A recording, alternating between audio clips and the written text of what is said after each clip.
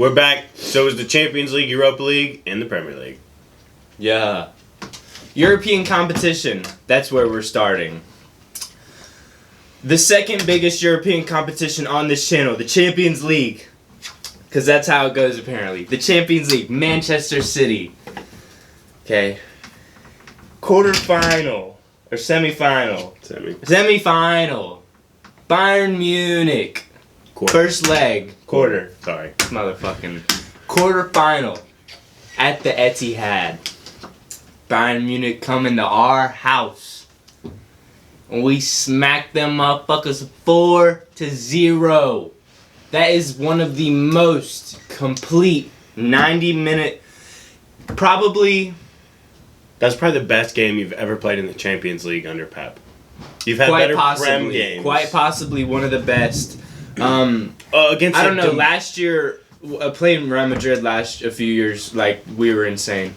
Not like last year when we lost, obviously. But like the game before we lost, like the first leg, and then the years before that when we played Real Madrid, I can remember De Bruyne scoring some bangers against Real Madrid. But regardless, this 90 minutes was one of the most complete performances I've seen from Pep Guardiola Manchester City side since that's begun, you know? So watching this team for a full 90 minutes control a Bayern Munich team, granted, they just sacked Nagelsmann. They're a little bit shuffled. They just got Tuchel in, but Tuchel, I'm a believer that Tuchel is one of the managers that can not get in Pep's head, but rattle Pep. I think he can. Just something about their history. But the fact that we go and I was not expecting that. I'll be completely honest. I was expecting a win. I was. Because it's a new coach, Bayern. They got a new coach in, no matter how talented the players are. New system. Exactly. So, and Mane was out that game. Like, they've been having some problems within. Okay, we see fights happening afterward now. So obviously they're having some issues going on. But anyway, beat them 4-0. Erling Haaland, freaking goat. Kevin De Bruyne, freaking goat. Jack Grealish, freaking goat. I'm telling you. We are all hitting form. All of our important players. Ruben Diaz now, too. Ruben Diaz was insane. Ruben Diaz is an animal. Okay? I'm getting overwhelmed here. All of our players are in good form all at one time. At the perfect time. The prime end of the season. Where you have to get it together and power through. Every single game is a final, essentially, for us. Because we want to win it all.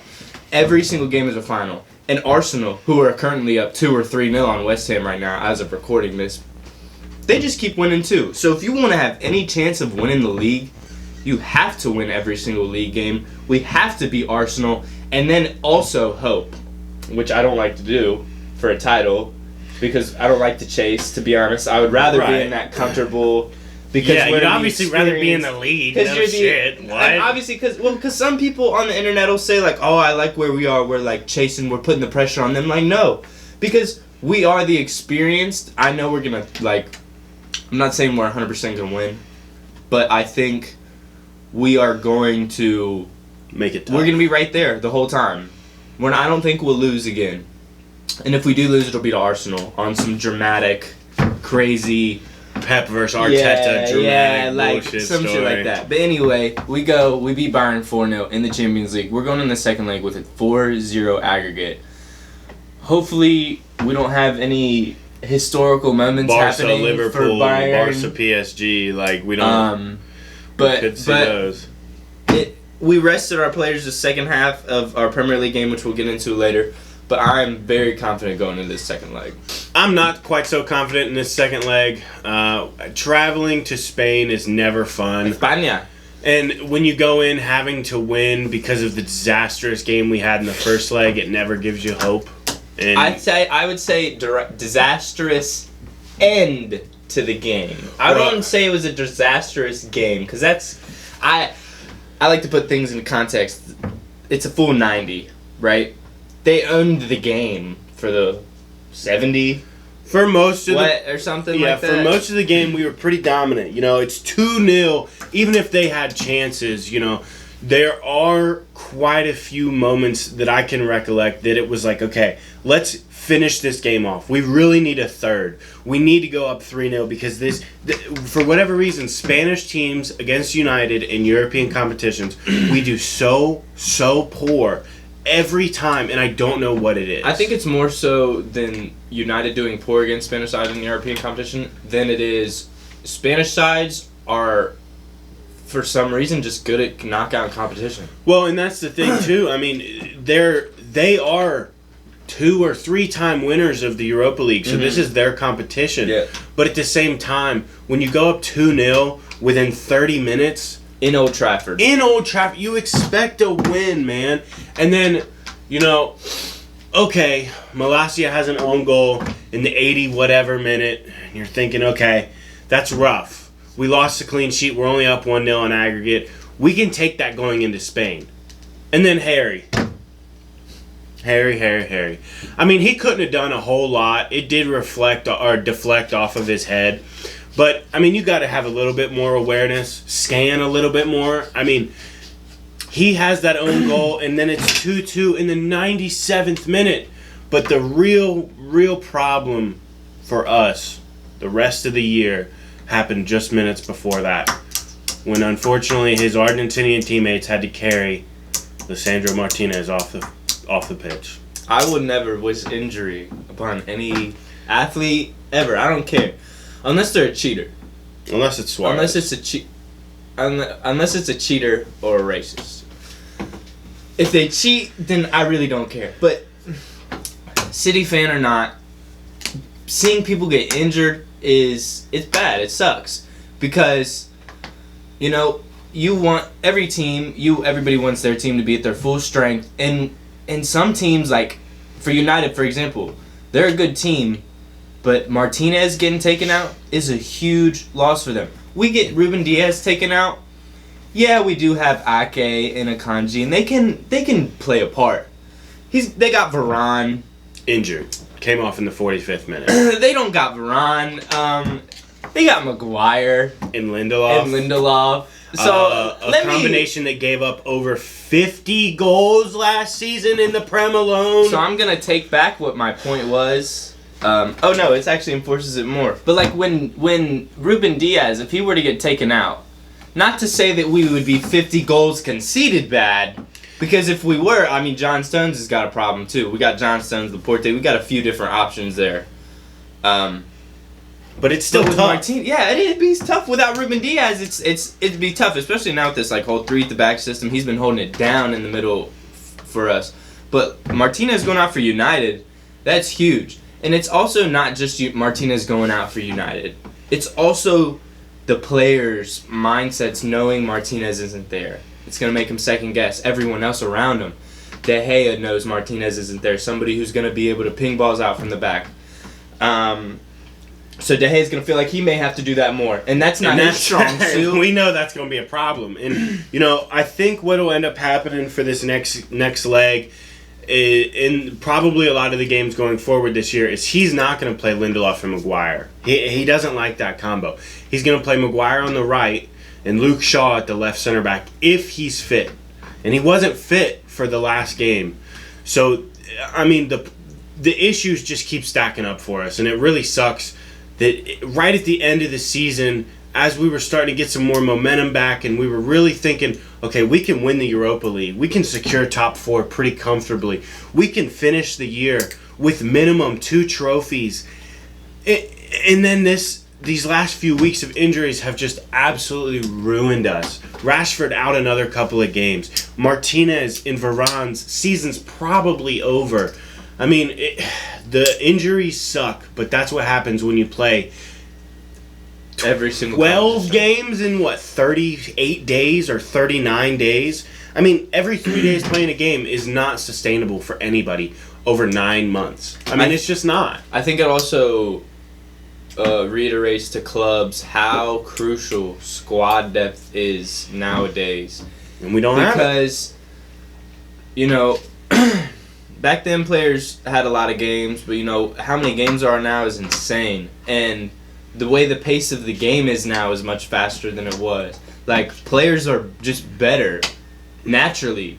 Just that the evolution of sport evolution of man has brought us here. Yeah, exactly. So we're playing so many games, and you can't just have an A team. You need 2 A teams essentially in the Premier League at least.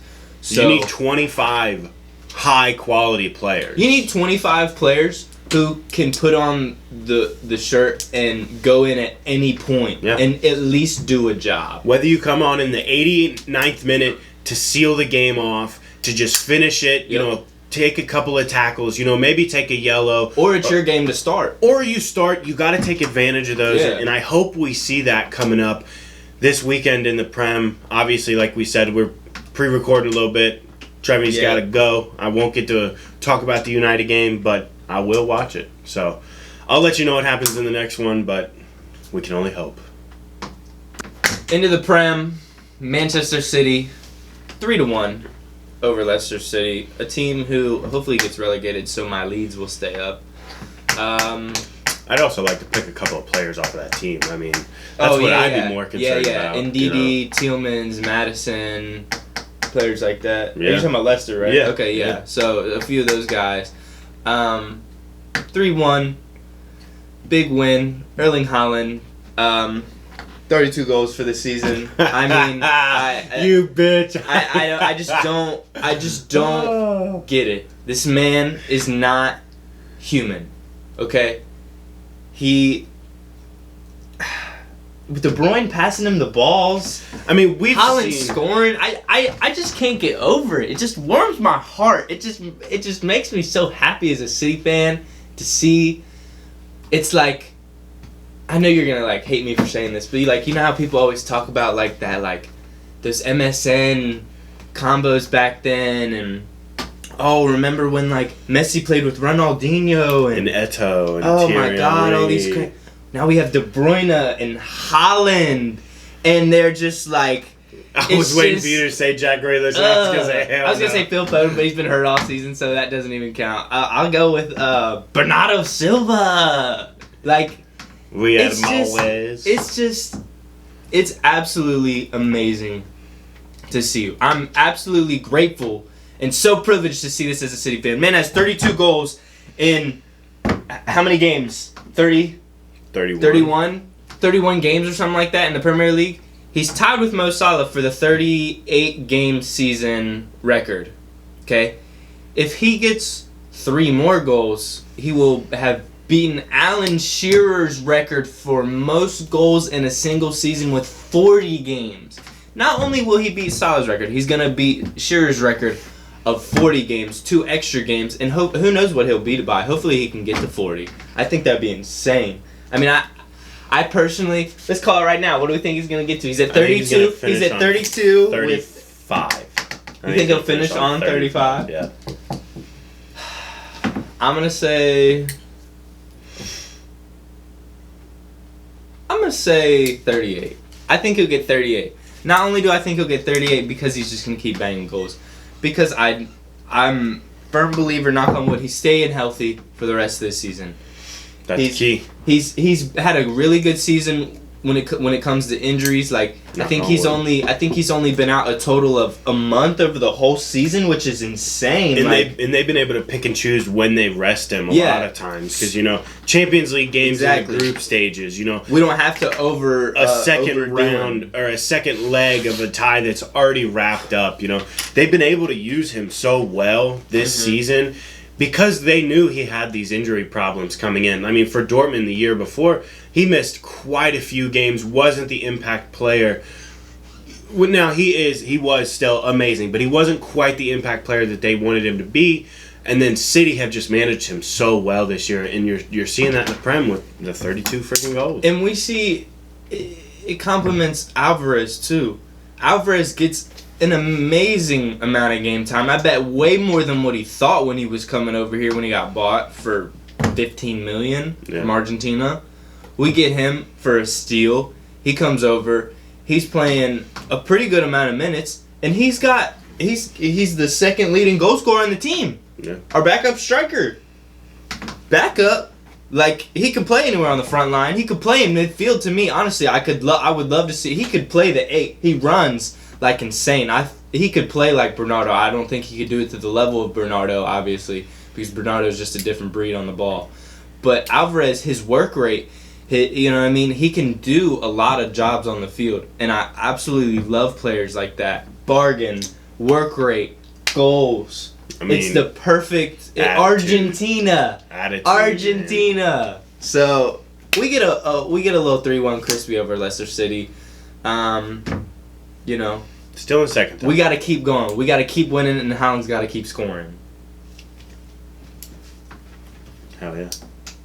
And do a little United preview. Like, we'll say, United are here. We need to get these wins. Important shit going on.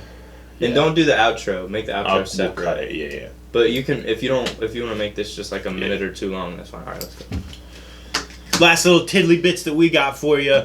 United need to capitalize on this win today, as we've already mentioned, pre-recorded. But they need to win today. We've capitalize on this win today. They need to win today because they need to capitalize on the loss by Newcastle, the loss by Spurs. Yes, we need these 3 points. This week of Prem games has been saying Chelsea losing, Pulisic getting a start, losing. Unfortunately, it's insane. We see Leeds playing Liverpool tomorrow. But actually, what I'm most interested in is to see how Manchester United line up today at the back against the Nottingham Forest. That is not horrible, but they're in the relegation battle, so we'll see what happens. We need these 3 points, but hopefully we can take care of it. That was it. That was everything we got for you guys. A little bit of Champions League, Europa League, Premier League reviews. Yeah. Everything. You know what it is.